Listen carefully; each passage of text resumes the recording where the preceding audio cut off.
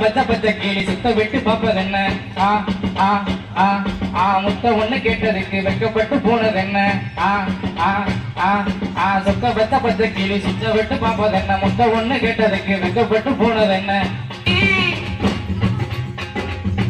எங்க வச்ச என் மனச சொல்லேண்டி ஏன் செல்ல குட்டி